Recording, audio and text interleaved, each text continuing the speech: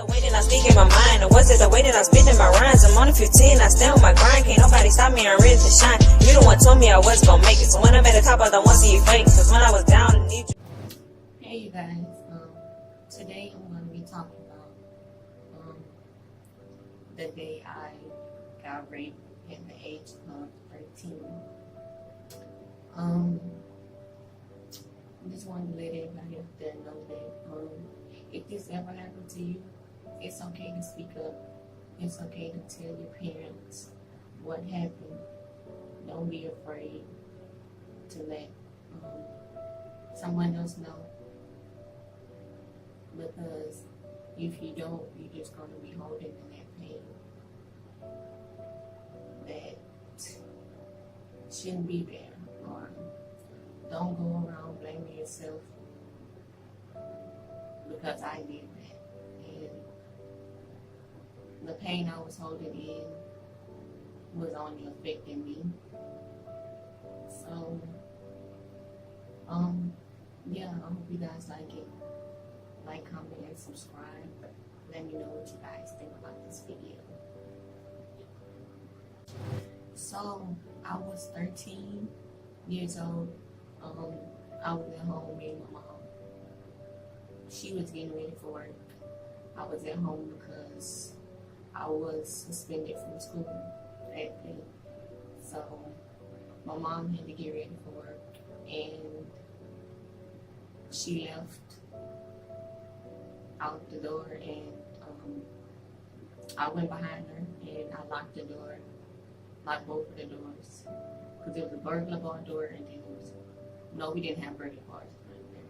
So I locked the door and I went back to my room and I lay down for a few minutes, and then I opened my eyes because I heard someone in the kitchen. So I thought it was my mom. I thought she was like turned around because she had forgot something, but it wasn't her. It was a guy. He was like going through all drawers in the kitchen. I don't know what he was looking for, but it was a car that was parked outside as well, with another guy in it who was in the driver's seat. And then I peeked my head around the kitchen wall, and I took the flower vase and I threw it at the sink because I was really scared and I didn't know what else to do. So I took that vase and I threw it at his head, and he followed me. He chased me back to my room. I had tried to close the door and lock it before he got to me, but it was too late to do that. So he grabbed me by my hair and he slung me on the floor. He slung me on the floor and he started ripping my shirt off. And I was fighting with him to make sure that didn't happen, but I wasn't as strong as him, so I didn't really. And he had a knife, so he kind of cut my chest and my arm, and then he ripped my shorts off me, and then he raped me. It wasn't a good feeling at all. It was painful. It was heartbreaking because I was home alone and I didn't have nobody to help me. So when he finished, he got up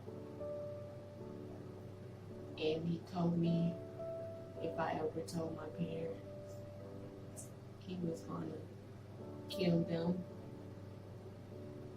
and then he was going to come back and do it again. So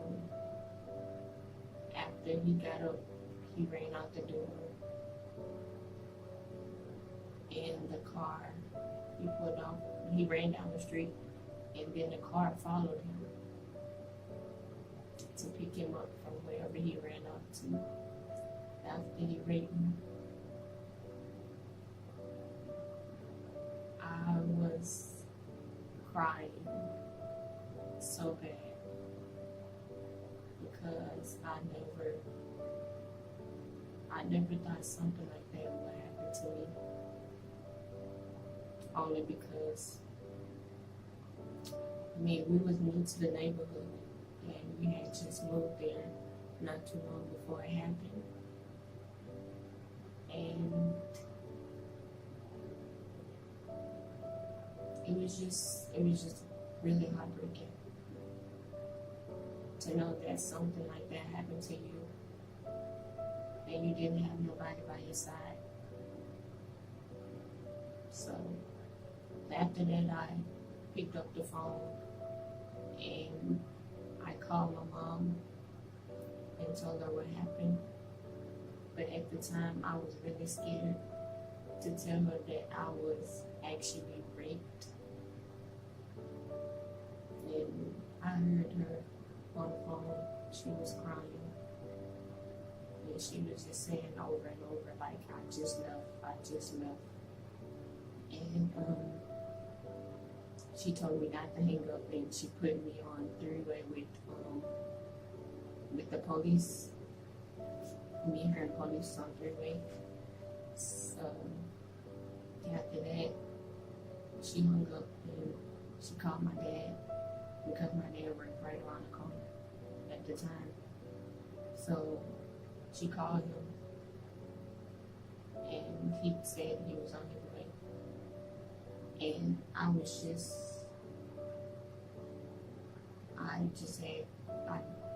shocked, like I didn't know what else to do. I had to hurry up and take a shower and change clothes before they got there, because I was scared to tell them that I was raped. So I saw my dad pull up. I couldn't get out the front door because he had like jammed it or something to where I couldn't open the door to get out that way. So I ended up going out the back door and around the house. And I hugged my dad.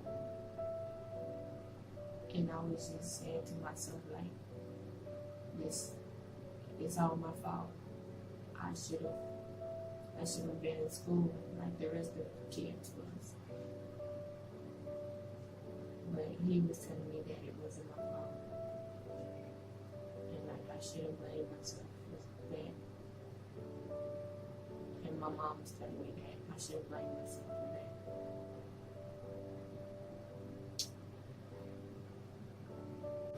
So then I saw my mom pull up and jump out of the car and was just crying like non-stop.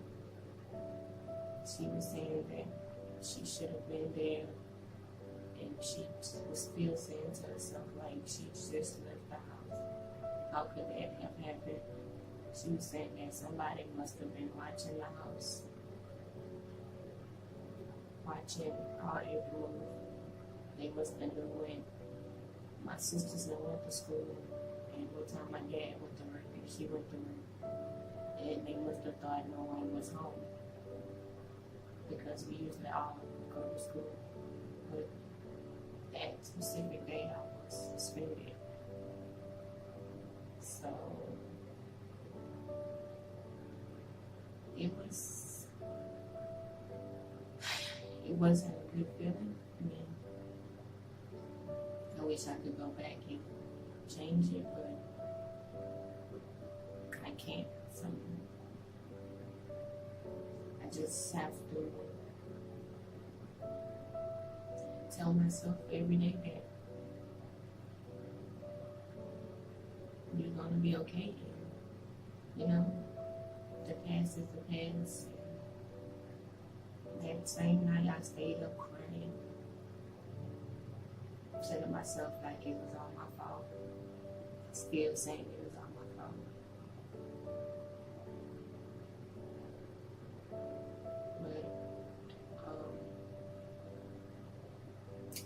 I had to learn how to stop blaming myself for something that wasn't actually my fault. I had to learn how to forgive, but never forget. And, you have to move on and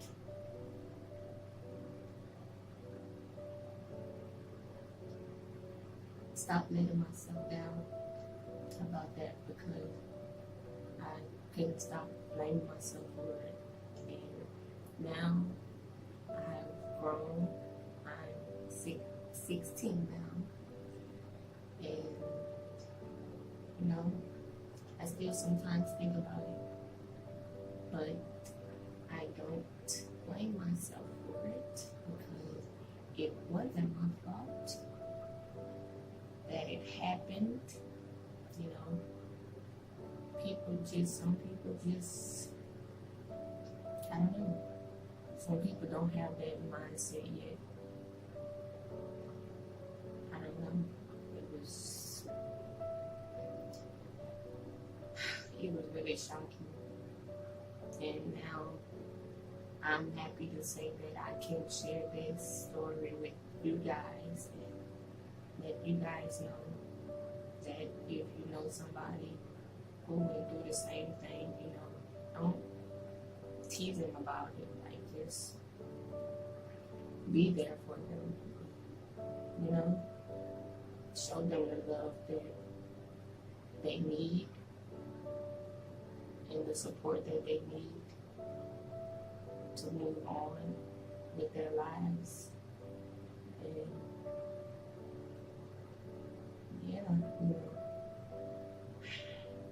I hope you guys like this video.